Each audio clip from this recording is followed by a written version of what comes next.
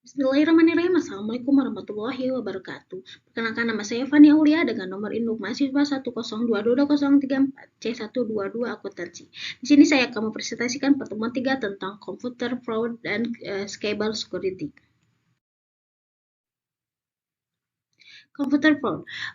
Fraud atau kecurangan atau penipuan adalah suatu tindakan yang digunakan oleh seseorang menimbulkan ketidakadilan atau kerugian bagi pihak lain. Contoh diantaranya adalah berupa penyalahgunaan aset, kecurangan dalam laporan keuangan, dan lain sebagainya.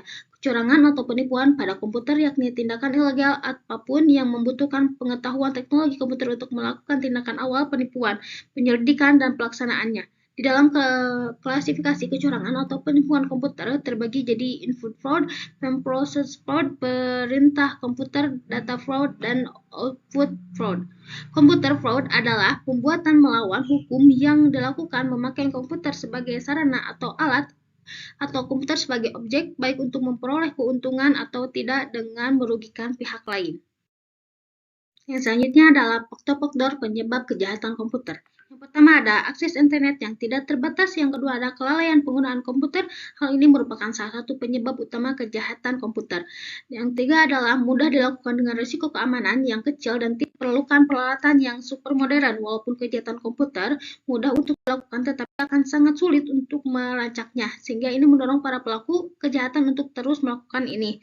Yang keempat adalah para pelaku merupakan orang yang pada umumnya cerdas, mempunyai rasa ingin tahu yang besar, dan fanatik akan teknologi komputer. Pengetahuan pelaku kejahatan komputer tentang cara kerja sebuah komputer jauh di atas operator komputer.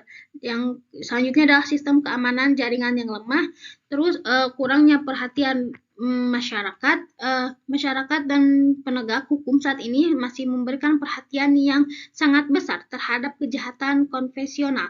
Pada kenyataannya, pelaku kejahatan komputer masih terus melakukan aksi kejahatannya.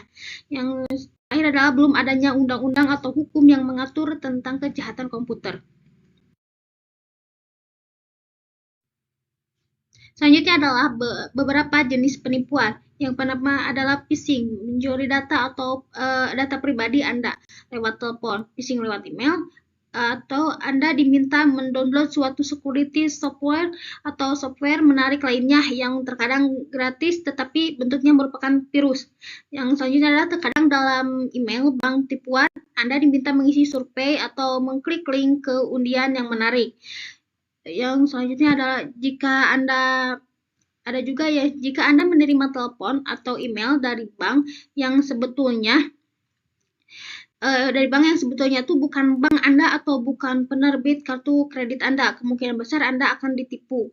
Yang terakhir adalah tawaran pinjaman kredit dalam jumlah besar dengan bunga yang rendah. Selanjutnya adalah cyber security. Cyber security atau IT security adalah keamanan informasi yang diaplikasikan kepada komputer dan jaringannya. Computer security atau keamanan komputer bertujuan membantu user agar dapat mencegah penipuan atau mendeteksi adanya usaha penipuan di sebuah sistem yang berbasis informasi. Informasinya sendiri memiliki arti non-fisik.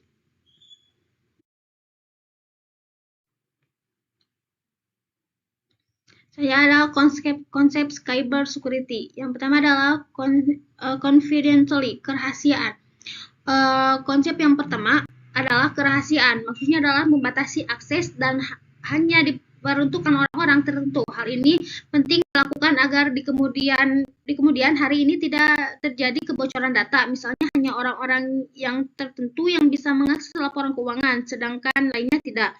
Yang kedua adalah integritas. Konsep kedua adalah integritas, maksudnya menyampaikan informasi yang benar, tepat, dan akurat kepada publik. Selain menyimpan informasi, perusahaan perlu menjaga data yang dimiliki pengguna. Jangan sampai hal tersebut bocor ke pihak-pihak yang tidak berkepentingan.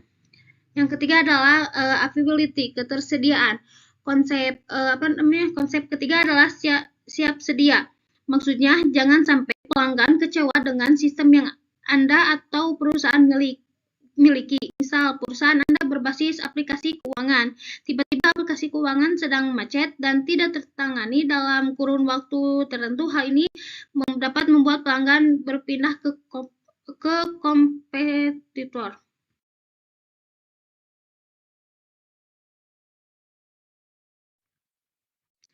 Selanjutnya adalah jenis-jenis cyber security.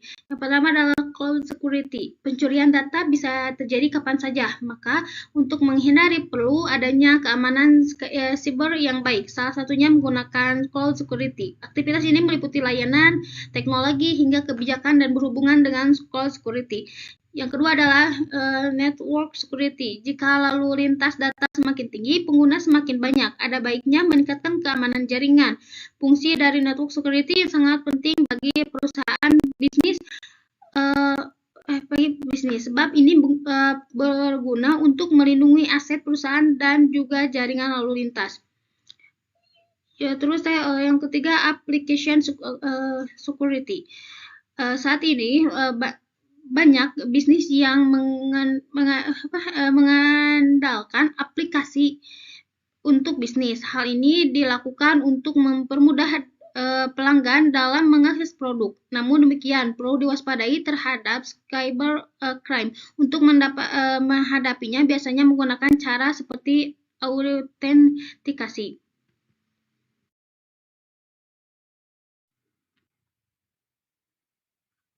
Yang selanjutnya, cybercrime, manipulasi data, transaksi data secara ilegal hingga mengerusakkan pada sistem komputer. Ini adalah jenis kejahatan yang disebut sebagai cybercrime.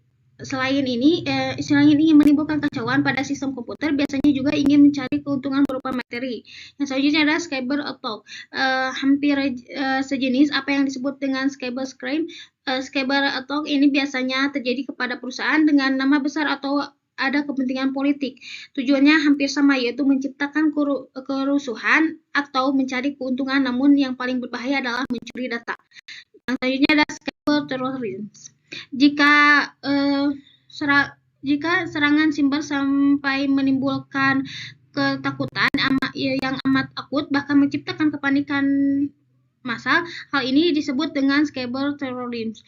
Pola yang dilakukan pun serupa, memberikan ketakutan sehingga publik merasa bingung dan panik.